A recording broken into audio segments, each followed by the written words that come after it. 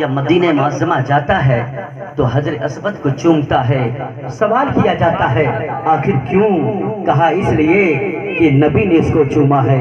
اگر ایک حجر اسود کو ایک مرتبہ میرے آقا لب لگا دے، پوری کائنات کا انسان جب حج کرنے کے لیے جائے تو حج کا ایک رکن بن جائے، لوگ اس کو بوسہ دیں. اب بتاؤ جس نبی نے اپنے نواسی کو کتنی مرتبہ چوما ہے اس کا مقام کیا ہوگا؟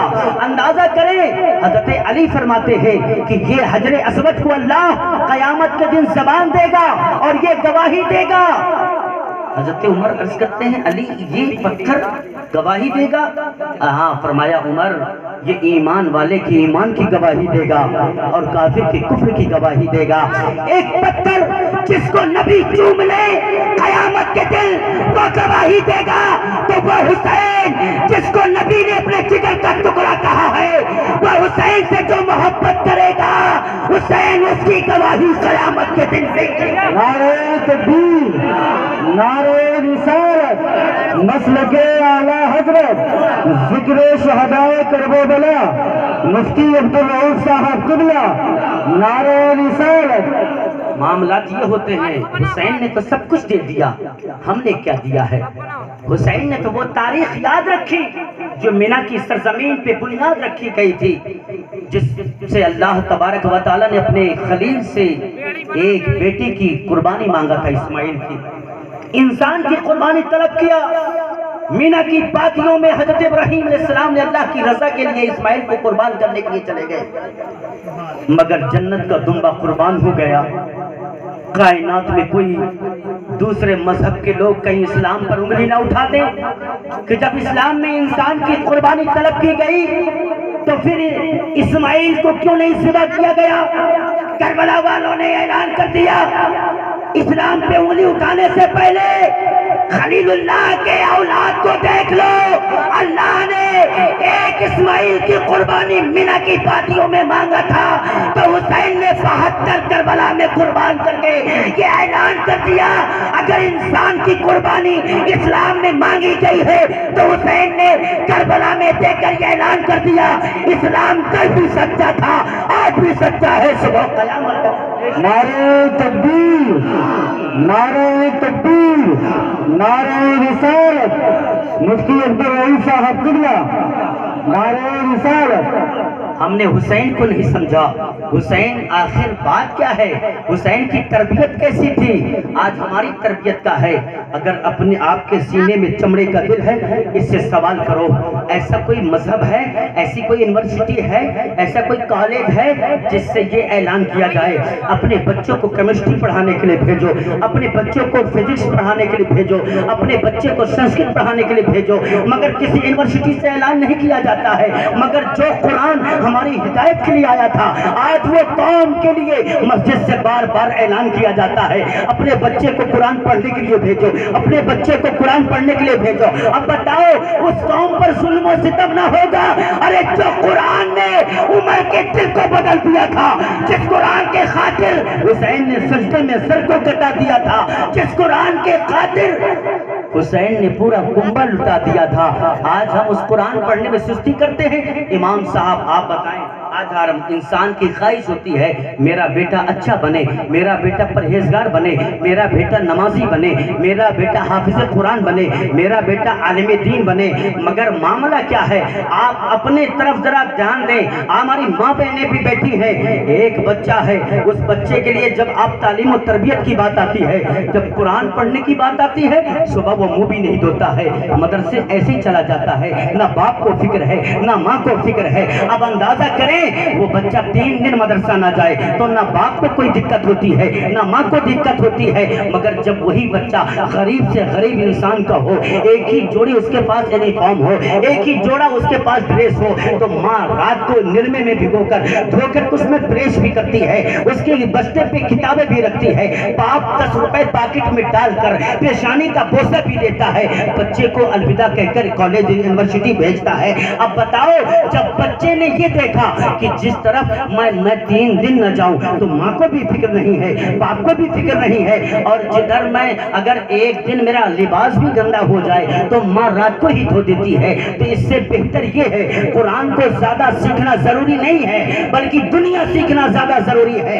आपके बेटे को जो आपने तरबियत दी थी, आपका बेटा 100% अपने इम्तिहान में पास हो चुका है। अगर काश आपने मदरसे की तरफ तवज्जो दिया होता तो बच्चा मस्जिद में नजर आता, काश की महफिल में नजर नहीं आता। अगर आपने कुरान की तरबियत पे ध्यान दिया होता तो बच्चा शराब के मैखाने में नजर ना आता, माँ के कदमों के नीचे जन्नत ढूंढता हुआ नजर आता। सुभान अल्लाह, जिंदाबाद जिंदाबाद। बात क्या है? नारे तकबीर, नारे तकबीर, नारे रिसालत, मसलके आला हजरत जश्न इमाम हुसैन, नारे तकबीर। हुसैन की तरबियत की थी। मेरी माँ बहनों सुनो, आज आपका मामला ये है कि आज आपका बच्चा अगर नमाज पढ़े ना पढ़े, कुरान पढ़े ना पढ़े, कुछ लोग तो कुरान इसलिए पढ़ाते हैं कि हमारी बच्ची शादी के लिए बता दिया कुरान पढ़ी है, बच्चा शादी के वक्त बताया जाए कुरान पढ़ा है। कुरान रस्म के लिए पढ़ाया जाता है, कुरान रस्म के लिए नहीं पढ़ाया जाता, बल्कि कुरान तुम्हारा सब्जेक्ट है, तुम्हारी हिदायत के लिए आया था। ये वही कुरान है जिसको पढ़कर उमर 22 लाख मुरब्बा मील के बादशाह बन गए। ऐसे बादशाह, आज मामला क्या है? आज हम दुनिया के, मैं ये नहीं कहता दुनिया का सब्जेक्ट न पढ़ाएं, इंग्लिश भी पढ़ाओ, दुनिया भी पढ़ाओ, मगर सबसे पहले कुरान पढ़ाओ। आप बताओ अपने बच्चों की तरबियत करते हो, वो फातिमा ने अपने बच्चों की तरबियत की है। अब फातिमा का आलम क्या था आपने 12 सुना होगा। अगर फातिमा शौहर की खिदमत में भी लाजवाब है, फातिमा इबादत में भी लाजवाब है। फातिमा का आलम ये था कि पूरी रात गुजर जाती इबादत में, आपका सर है सजदे में सर है। फातिमा का एक सजदा मुकम्मल ना हुआ, हुसैन देख रहे हैं, फातिमा ज़ारो कतार रोने लगी, ऐ मौला किसी दिन इतनी लंबी रात बना दे ताकि तेरे महबूब की बेटी एक सजदा मुकम्मल कर ले। हुसैन बगल में बैठे हुए हैं, अम्मी घबराइए मत, जो सजदा आपका यहाँ पूरा नहीं हुआ ये आपका लाल करबला में पूरा करके बताएगा। जब बच्चे की तरबियत ऐसी होती है, बच्चे एक दिन मेरे आका अलैहिस्सलाम तशरीफ फरमा थे, एक तरफ हुसैन है, एक तरफ आपके बेटे इब्राहिम है। आपने सुना होगा सरकार के एक बेटे भी थे जिनका नाम इब्राहिम था। ये तो मसीयत इलाही है कि महबूब का बेटा महबूब होता, और अल्लाह की अदालत में ये गवारा ना था कि मेरे महबूब के अलावा कोई और मेरा महबूब हो। अल्लाह के प्यारे फरिश्ते जिब्राइल अलैहिस्सलाम नबी की बारगाह में हाजिर हुए। हाजिर होने के बाद अस्सलातु वस्सलामु अलैका या रसूल अल्लाह, या रसूल अल्लाह, दोनों में से अल्लाह एक को वापस बुलाना चाहता है। अल्लाह के हबीब इरशाद फरमाते हैं, जिब्राइल किसको? कहा या रसूल अल्लाह ये फैसला आप पर छोड़ दिया है, चाहे तो बेटे को रख ले, चाहे तो नवासे को रख ले। मेरे आका अलैहिस्सलाम ने आप अल्लाह जो है अपने बेटे इब्राहिम की सीरत पे नजर डाला, उनकी हयात पे नजर डाला, तो दिल में ख्याल आया अगर इब्राहिम वापस चले गए तो इसका सदमा सिर्फ मुझे होगा। फिर हुसैन की हयात पे नजर डाला तो दिल में ख्याल आया इसका सदमा अली को भी होगा, फातिमा को भी होगा, और जब करबला में कल यजीद मेरे दीन की अजमत को ललकारेंगे तो यही हुसैन सर को कटा देगा, दीन को बचा देगा। अर्ज किया मौला तो मेरे बेटे इब्राहिम को वापस बुला ले। 6 महीने में तारीख है, आपका विसाल शरीफ हो गया। अब एक दिन हजरत अली हैं, हजरत फातिमा हैं, हुसैन जवान हो चुके हैं, मेरे आका अलैहिस्सलाम के प्यारे गुलाम भी हैं, सहाबी रसूल भी हैं। हजरत अली कहते हैं हुसैन मालूम है अल्लाह के प्यारे हबीब ने मेरे साले को देखकर तुम्हें बचाया है। हुसैन कहते हैं हाँ मुझे मालूम है। अब फातिमा अर्ज करती है और फरमाती है हुसैन तुम्हें मालूम है मेरे बाबा ने मेरे भाई को देखकर तुम्हें बचाया है। हुसैन कहते हैं हाँ मुझे मालूम है। जब तरबियत ऐसी हो रही है तो इम्तिहान कैसा होगा? हजरत फातिमा ने कहा हुसैन मालूम है मेरे भाई को देखकर मेरे बाबा ने तुम्हें बचाया है। हुसैन कहते हैं हाँ मालूम है। हुसैन ने कहा हाँ मुझे मालूम है नबी ने एक बेटा दे करके वो हुसैन को बचाया। हुसैन पाकर को देकर नाना के दीन को करबला में बचाया। सुभान अल्लाह, सुभान अल्लाह। नारे तकबीर, नारे तकबीर, नारे रिसालत, नारे रिसालत। इस दीन रसूल पाक बचाया हुसैन ने, ارے حسین کے چاہنے والوں ہو تو مچل کے بول دو سبحان اللہ. دونوں ہاتھوں کو بلند کر کے بولے یا رسول اللہ. دین رسول پاک بچایا حسین نے, جو کہہ دیا وہ کر کے دکھایا حسین نے. کہتے ہیں سر کو بچانے اٹھتے ہیں پہلے ہاتھ, مگر سر کٹا کر ہاتھ بچایا حسین نے. آپ بتائیں وہ حسین جس نے مدینے کی عظمت کو چھوڑ دیا, وہ مدینہ جس کے لیے پوری کائنات کے انسان دعا کرتے ہیں, دکھا دے یا الہی وہ مدینہ کیسی بستی ہے جہاں پر رات دن مولا تری رحمت برستی ہے. حسین نے وہ مدینہ چھوڑا, کس کے لیے چھوڑا؟ کیا حسین نہ جانتے تھے یزید کے ہاتھوں سے بیعت لے لوں گا, یزید تخت و تاج دے دے گا, میری عزت بھی کرے گا, مگر حسین کو دنیا کی عزت کی ضرورت نہ تھی, تخت و تاج کی ضرورت نہ تھی. حسین تو وہ تھا جس کے بارے میرے آقا نے فرمایا تھا, حسین تم نوجوان جنتیوں کے سردار ہو, فاطمہ تم تمام کنیزاؤں کی جنت میں سردار ہو. اور علی کے لیے مبارکباد پیش کیا, علی میں علم کا شہر ہوں, تم علم کا دروازہ ہو. آج میں بغیر اس کے جھجک کے بتا دوں, اگر کسی مکان کے دروازے پہ فاروقی لکھا ہو وہ مکان فاروقی ہوتا ہے, کسی کے دروازے پہ اگر صدیقی لکھا ہو تو وہ صدیقی مکان ہوتا ہے. تو میں بتانے کا مطلب یہ ہے کہ جنت کے دروازے پہ 5 نام لکھے ہیں, محمد علی, فاطمہ, حسن و حسین. پنجتن پاک کا نام لکھا ہے, اور جب اس حدیث پاک پر بریلی کے امام کی نظر پڑی, پکار کر کہتے ہیں تجھ سے اور جنت سے کیا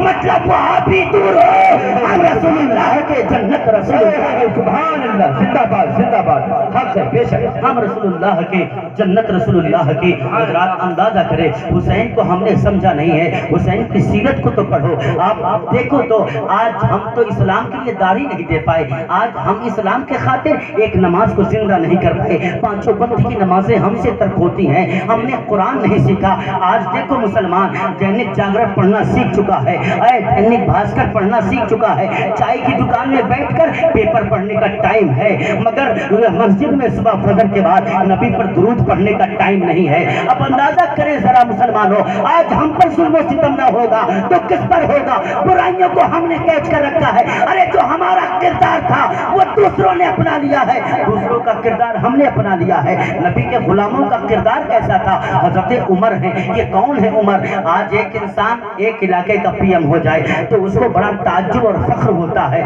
وہ جو ہے تکبر ہو جاتا ہے. ایک مسجد کا صدر ہو جائے تو اپنے آپ کو فخر محسوس کرتا ہے, مگر وہ بادشاہ ایک ملک کا نہیں, ایک خطے کا نہیں, 22 لاکھ مربع میل کا بادشاہ ہے. رات کا وقت تھا, حضرت عمر کا یہ معمول تھا کہ نقاب پوش ہو کر کے جو ہے پہرے میں جایا کرتے تھے, اپنی رعایا کا خیال کیا کرتے تھے. ایک دن اپنے جو ہے غلاموں کے ساتھ پہرے پہ نکلے ہوئے تھے, رات کا کافی وقت تھا. ایک بدو نام کا شخص جو ہے حضرت عمر سے ملنے کی طرف سے آیا تھا. اب دیکھا حضرت عمر جو ہے نقاب پوش تھے, آپ کے کچھ غلام ساتھ میں تھے. دیکھا ایک خیمہ گڑا ہوا ہے اور اس خیمے کے باہر آگ جل رہی ہے. حضرت عمر تشریف لے گئے, لے جانے کے بعد پوچھا آخر تم آئے کہاں سے ہو, تم کون ہو؟ کہا میں امیر المومنین سے ملنے آیا تھا, میں جو ہے رات زیادہ ہو گئی تو میں نے تکلیف دینا گوارا نہ کیا, اس لیے میں نے سوچا رات یہی کاٹ لیتا ہوں. ابھی یہ گفتگو ہو رہی تھی کہ اندر سے کراہنی کی آواز آئی, درد کی آواز آئی. حضرت عمر نے کہا آخر معاملہ کیا ہے, یہ آواز کہاں سے آ رہی ہے؟ کہا میری ایک اہلیہ ہے, میرے ساتھ ہمراہ ہے, وہ جو ہے امید سے ہیں اور پیدائش کا وقت قریب آ گیا ہے, ان کو درد شدید ہو رہا ہے. حضرت عمر نے کہا کہ تم امیر المومنین سے ملنے آئے تھے؟ کہا حضور میں ان سے ملنے آیا تھا. کہا ٹھہرو میں ابھی آتا ہوں. غلاموں ذرا سوچو, آج ہم حسین کی غلامی کا دعویٰ کرتے ہیں, ہم کہتے ہیں حسین کا دامن نہیں چھوڑیں گے, ہم غوث اعظم کا دامن نہیں چھوڑیں گے, نبی کا دامن نہیں چھوڑیں گے, حسین کا دامن نہیں چھوڑیں گے. ارے تم چھوڑو گے کیا؟ تم نے پکڑا کب تھا؟ اگر حسین کا دامن پکڑا ہوتا تو نماز نہ چھوڑتے, حسین کا دامن پکڑا ہوتا تو شراب نہ پیتے, حسین کا دامن پکڑا ہوتا تو جواری نہ بنتے, حسین کا دامن پکڑا ہوتا تو شیطانی کام نہ کرتے, ناچ گانے میں زندگی نہ گزارتے, بلکہ پوری دنیا کو پیغام دیتے. جب چلتے لوگ دیکھ کر یہ کہتے یہ کوئی اور نہیں کربلا والے کا غلام. سبحان اللہ, زندہ باد زندہ باد. نعرے تکبیر, نعرے تکبیر, نعرے رسالت, نعرے رسالت.